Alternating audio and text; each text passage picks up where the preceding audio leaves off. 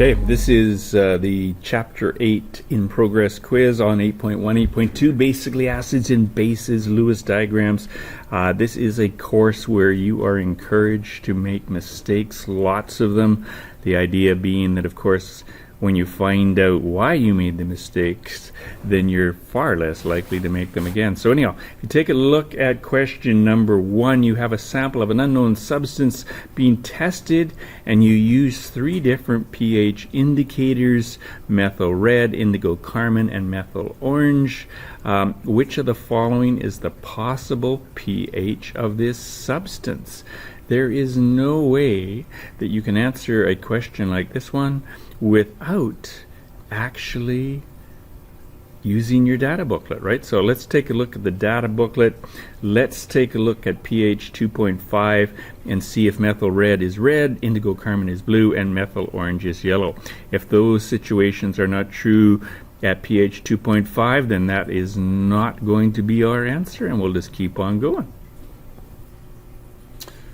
Okay, I am looking at methyl red. So methyl red on here, there we go, right there. Methyl red, we're saying check pH 2.5. So we look on the table, 2, 3, 2.5 is about here. Go down to methyl red. It says methyl red is red. Yes, that is true. Let's move on to indigo carmine. Indigo carmine, where are we? Down here. Indigo carmine is supposed to be blue at pH 2.5. Let's check pH 2.5.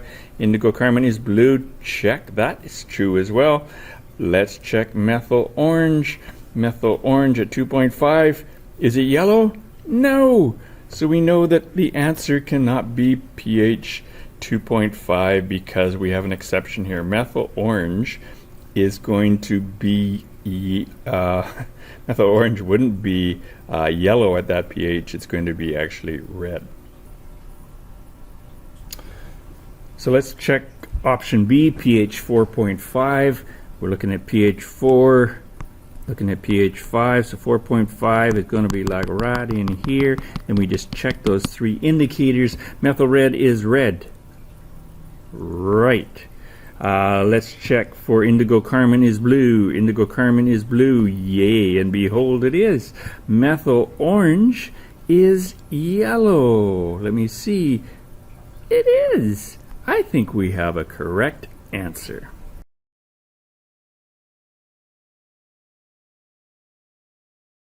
So number 2 is basically asking which of the following characteristics identifies a base. Would a base turn blue litmus red? Not a chance. Bases turn red litmus blue. Right. Of course you need your table of all those lovely indicators to know this kind of thing. You can't do this off the top of your head. I'm looking at all the wrong answers here. So A is definitely wrong, and so is C, because bases don't cause bromothiamyl blue to turn yellow. Acids cause bromothiamyl blue to turn yellow. Check it for yourself. D is just nonsense. When you add an acid to a base, you're going to get a salt and water. Cool. So if you take a strong acid like hydrochloric acid and react it with a strong base like sodium hydroxide, you're going to get good old table salt, sodium chloride, and water. Not whatever D is all about. The correct answer by a process of exclusion here is that bases release hydroxide in water repeated 12 times. You got it. Question 3, which of the following pairs correctly matches a compound with its pH when the compound is dissolved in water? Right on. Option A here is the best option simply because we are looking at a metal oxide. Sodium on the left side of the periodic table is a metal. Oxygen, of course, is oxygen. It's an oxide. So you have a compound that's an oxide. If it's a metal oxide, when you dissolve it in water, you are going to have a pH greater than 7. In other words, a base. Neelam Rai, please come to the office. In middle school, hydrochloric acid, on the other hand, is a strong acid, and if it's a strong acid, it's not going to have a neutral pH of 7. The pH is actually going to be much less than 7, very acidic. Sodium hydroxide, on the other hand, is a very strong base. You really should memorize the formula here. Like most bases, it's NaOH. pH here is going to be much greater than 7. That leaves the salt sodium chloride, which is the wrong answer as well. Of course, is asking about pH, in particular the highest pH. When you talk about the highest pH, you are of course talking about something that has a pH greater than 7, something that is not neutral like water, but something that is a base. So water, if it's neutral, has no effect on pH. The second option, hydrochloric acid, HCl, is a strong acid, so it's not going to have the highest pH. It's certainly going to have the highest acidity, but again, the smaller the number, the more acidic, but the pH number, of course, is going to be very low because it is very acidic. Barium chloride, that is not an acid, that is not a base, so chances are it is a salt, and it is in fact a salt, and salts don't have any effect on the pH, because in a pH reaction you're really dealing with either the concentration of hydrogen or hydroxide. That leaves option D, the correct answer. You're going to notice that hydroxide again, polyatomic ion hydroxide, in this case barium hydroxide. That is definitely a base, and if it is a base, it's going to have the highest pH.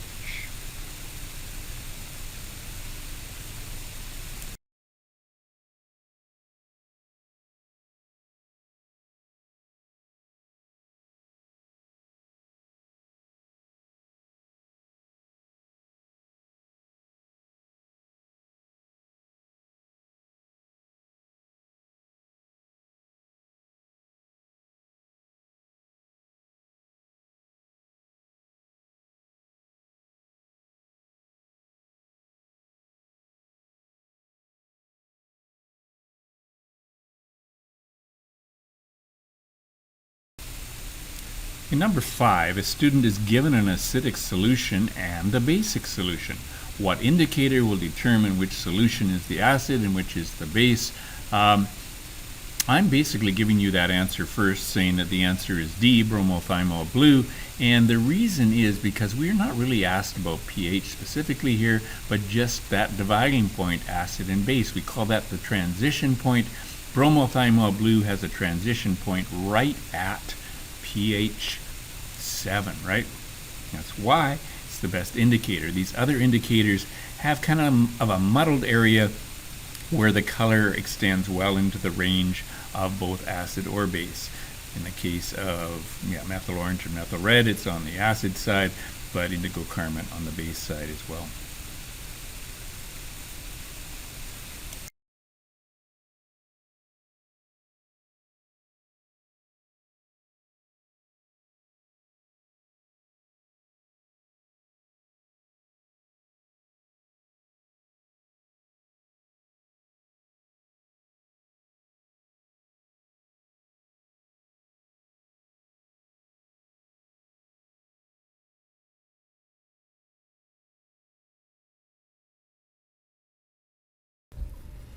So number 6, which of the following represents a compound capable of turning blue litmus red?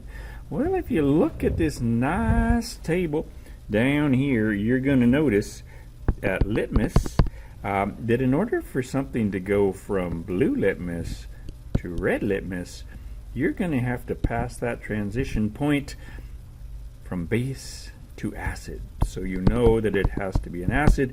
Then you go back to these formulas. What the heck is KBr? KBr is a salt. And of course, salts have no effect on changing pH. Water should be neutral. And of course, that depends on where in the world you are. You see that hydroxide? Lithium hydroxide. That is a base. Bases are, of course, not going to change blue litmus to red. They would change red litmus to blue. And H3PO4, that, my friend, notice all that hydrogen? That is what causes pH to drop. So this is an acid. You could probably do this by a process of exclusion, even if you didn't know something that starts with hydrogen. Usually, in this case, phosphoric acid is going to be an acid. So that's the answer. The answer is D. Number 7, a certain solution is believed to be acidic. That happens to be an important point. The color of several indicators. What are those indicators? We're looking at indigo carmine, we're looking at methyl orange, and phenolphthalein. The color of those indicators is recorded in the table. Yellow, blue, blue, yellow, yellow, red, pink, pink, colorless. Which of the following sets of observations would support the hypothesis? You have 4 options. Either A is true, B is true, C is true, or D. None of these support the hypothesis that this solution is acidic. Of course, you're going to use your lovely little data booklet again. I look at A, and I check indigo carmine. Let me see now. Does that look like indigo carmine is yellow in the acid range? Oh dear, oh dear, oh dear. I don't think so. Check that out. We are looking at indigo carmine down here, and notice that it's blue all throughout the below 7 acid range. So that cannot be true. It's also not true, by the way, for phenolphthalein being pink in the acid range. It should be colorless in the acid range. Same thing could be said for B. Phenolphthalein cannot be pink. Excuse me. The only one that is true here is option C. That's the correct answer. Check them for yourself. Indigo carmine is blue in the acid range, methyl orange is red, and phenolphthalein is colorless. Number 8, the compound at right is called, well, what I see is, looks like an SO4 to me. So I'm going to write SO4, that big one in the middle, a sulfate, and then I see 2 hydrogens down here, H2. I'm thinking what we have here is an acid that goes by the molecular formula H2SO4, otherwise known and loved as sulfuric acid. If I'm not mistaken, that's actually in a table in your data booklet, but it's a good one to memorize. One of the keys to acids is that they often, very, very, very often begin with hydrogen, right? So, yeah, chances are you have an acid when you see hydrogen. Number 9, which of the following is true? You just go through each of the 4 options, A, B, C, or D, and you are going to come up with, hopefully, one of these that is true. So I'm starting off with A. Is sodium chloride an acid? No, that is a salt. There is no blinking way we can call that an acid. So that one, option A, is gone. So we move to B. Hydrochloric acid is definitely an acid. Lithium hydroxide is definitely a base. And sulfuric acid, the acid is not a salt. Okay, I know the correct answer. The correct answer is, of course, C. Hydrogen bromide, hydrobromic acid, is an acid. Calcium hydroxide is a base. And potassium nitrate is a salt. The product of potassium chloride or potassium hydroxide and nitric acid. You don't need to know that. Just in case you're curious if there's 2 answers, and there isn't, you can always take a look at D as well. Sodium hydroxide, strong base, is not an acid. So the correct answer is C. Number 10, which of the following substances has the highest concentration of hydrogen ions? Just in case you ever wondered what makes something an acid, whoops, let's get rid of that because that's just darn ugly. What makes something an acid is the hydrogen ion concentration. So the greater the hydrogen ion concentration, the lower the pH. I'm going to mention that again. The greater the hydrogen ion concentration, the lower the pH, the more acidic it is. So if we're talking about hydrogen ions, point is we're talking about acids. If I look at my list, soap, water, stomach, and oven cleaner, look at my chart. The only one on that chart is the stomach acid. So you might wonder what that sucker is there. That organ is your stomach down there at about pH 1, 2, depending on what you've been eating and how you're feeling and all the rest. So the correct answer is, of course, the stomach. Just in case you're curious, you could go back there and check the others. Soap, of course, this here stuff is soap. Nothing that I'd be using, but that's very basic. Some of these, by the way, when your skin feels very soft when you're using some of these cleaners, often it's really dissolving the outer layer of your skin, the epidermis, and that's why they're sliding so nicely back and forth. Long exposure to some of those cleaners is actually not very good for your skin.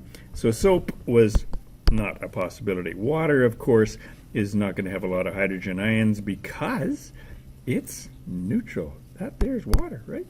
And then, of course, oven cleaner way down at the end on the basic side, very alkaline. That cannot possibly contain hydrogen ions. But what it will contain, as you see, is an awful lot of hydrogen ions. I mean, hydroxide ions. Here we go. Hydrogen ions at this end, hydroxide ions at that end. Number 11, how many bonding pairs and lone pairs of electrons are present in a molecule of fluorine? That's probably the place to start. What the heck is a molecule of fluorine? You may or you may not remember that wonderful memory device, Have No Fear of Ice Cold Beer.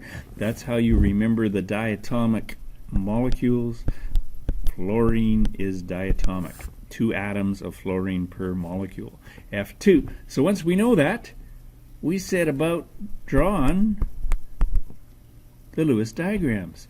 So fluorine is going to have 7 valence electrons. It's in group 17. So I'm going to go 1, 2, 3, 4, 5, 6, 7. But this is diatomic, right? So we have to draw another fluorine. 1, 2, 3, 4, 5, 6, 7. Notice how now they both have 8 electrons in their valence shell. They are stable. That's why fluorine forms a diatomic molecule in the first place. The point is, the question is not asking what, about that. The question is asking about these lone pairs and bonding pairs. Let's deal with the bonding pairs first. The electrons that are actually shared between the atoms are called, there it is, those are the bonding pairs. So we have 1 bonding pair, and then how many lone pairs do we have? Looks to me like that is a lone pair because it's not bonded to anything. Lone pair, lone pair, lone pair, lone pair, and good old lone pair. I see 1, 2, 3, 4, 5, 6 lone pairs of electrons. The correct answer has to be B, 1 bonding pair and 6 lone pairs. Isn't that fun? Number 12, which of the following is represented in a Lewis structure for an atom? You'll be pleased to know that this one is simply a definition. A Lewis diagram is showing the number of electrons in the valence shell. Put another way, the number of valence electrons present. Number 13, how many lone pairs and bonding pairs of electrons surround the central oxygen atom in a Lewis diagram of water? If you're freaked out by these words like lone pair and bonding pairs, once you get it, I'll let you know that you're always going to have it, and it's no real big deal. It's just a definition. In the case of lone pair, it is describing the electrons that are not actually participating in the chemical bond. So those two are not attached to anything. They are lonely. They are lone pairs, paired electrons. Yes, indeed. So I see 2 lone pairs. So we're either going to have C or D. I'm going to go with D. Because the bonding pairs, there's 2 of those as well. Those are the electrons between oxygen and hydrogen. And again, If you don't like drawing the straight line, another way of drawing the same thing would just be to put a dot and a dot, or a dot and a dot. Those are not really good dots, but you understand what I'm saying. I don't like what I did there, so you know what I'm going to do? I'm thinking that I should probably just clean all of that up and say those lines are basically the equivalent of me going hydrogen with its electron, then we had an oxygen, then we have another hydrogen with its electron, and of course oxygen has 6 valence electrons, so we basically go 1, 2, those are the lone pairs, and then one there and one there. That is the same as that. That is the same as that. Nice. The answer is, in case you missed it, D. Number 14, how many unpaired electrons are present in a nitrogen atom? Key word here is unpaired. So these aren't lonely guys, these aren't lone pairs. They're not bonding pairs, they're unpaired. And as the word suggests, this is a pair, this is unpaired. 1, 2 unpaired, 3 unpaired. Piece of cake, people, piece of cake. There you go. All right, number 15, which of the following correctly classifies each formula as an acid, a base, or a salt? What I do is look for exclusions, which ones are wrong. So when I'm looking at acid and I see calcium hydroxide, anytime you see hydroxide, we're talking about a base. Same thing with this one, of course, so you can scratch those out. If calcium hydroxide is a base, then what's it doing under salt over here? The easiest way to ask yourself how to classify these is if it has hydroxide, chances are it's a base. If it starts with hydrogen, it's probably an acid, right? In this particular case, H2CO3 is carbonic acid, so that's an acid. If it's not an acid and it's not a base, then it's going to be a salt, like an ionic compound, like a metal and a nonmetal. Magnesium chloride is a salt, magnesium salt. That, ladies and gentlemen, that leaves us with the correct answer, which of course is the acid carbonic acid, the base calcium hydroxide, and the salt magnesium chloride. Number 16, I think we've already done this earlier. Which of the following represents the Lewis diagram of the molecule formed in the reaction shown below? You have wonderful atom of fluorine with 7 valence electrons. You have another atom of fluorine with 7 valence electrons. What happens when you put the two of them together is you have this covalent bond, right? Well, the covalent bond is between the two fluorines, and of course now each of these fluorine atoms is sharing 8 valence electrons, and it is diatomic. We would say that it is the molecule F2. So each atom of fluorine has 7 valence electrons. To summarize that, in forming the diatomic F2 molecule, this covalent bond is formed right here between the two lone pairs to form a bonding pair. You could draw this, of course, pardon my drawing, like that. And then the unbonded pairs, lone pairs out here, and you got it. Right, number 17, use the following Lewis diagrams of 4 unknown elements to answer the question below. Which one, J, K, L, or M, would not combine with oxygen? I would say J, K, or L all have the possibility of forming with oxygen. When you're looking at an element like M, on the other hand, M has a full octet. There's 8 valence electrons. That makes it a halogen. They are not going to combine with anything because they have no tendency to either give up electrons or to accept electrons or share them. It's already as stable as you're going to get with the full octet. So the answer, of course, would be D, M. Number 18, actually an easy one. Which of the following Lewis diagrams shows the valence electron arrangement for carbon? Carbon is atomic number, pardon my writing here, atomic number 6.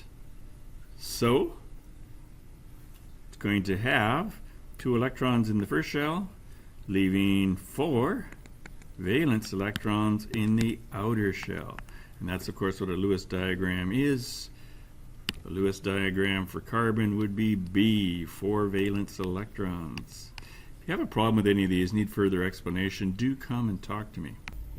Number 19, which 2 of the following atomic models represent elements that can easily combine with each other to form a covalent compound? A lot of people, when they do this question, they don't see the words covalent compound. So this is the sharing of the valence electrons to get a full octet. What you immediately tend to do is say, well, I tell you what I would start with. I would say, what elements are these? First of all, by looking at the number of protons or counting the electrons, you can basically determine that this one is oxygen. This one with a full outer shell is neon, atomic number 10. Atomic number 11 has to be sodium, a metal. And then this one, 17, would be chlorine. So a lot of people would say this one's easy. They're going to combine NaCl, nice bond there. Problem is with 3 and 4, that is an ionic bond and not a covalent bond. You want to have sharing in a covalent bond. So the other problem that immediately you come up with is neon. Neon has a full octet already, so it's not going to combine with anything. So if you see a problem with neon in it, that excludes that one. 1 and 4, that sounds interesting, doesn't it? I would actually say that, yeah, oxygen is missing 2 valence electrons that can be provided, shared by Cl. So if you have 1 and 4 coming together, you have no problem. I should probably mark that just for future reference. Correct answer is 1 and 4. And the last question, you're excited to know that. How many lone pairs of electrons are in this molecule? Well, there are things like lone pairs, and then there are things called bonding pairs. This, for example, would be a bonding pair. This would be a bonding pair. This would be a bonding pair because they're sharing these electrons. That doesn't leave any lone pairs at all. Correct answer is 0. As a matter of fact, you might want to just ask yourself, what molecule is this? It's atomic number 6, so you know that this is carbon. And then if we just stick to the valence electrons are going to be 1, 2, 3, 4.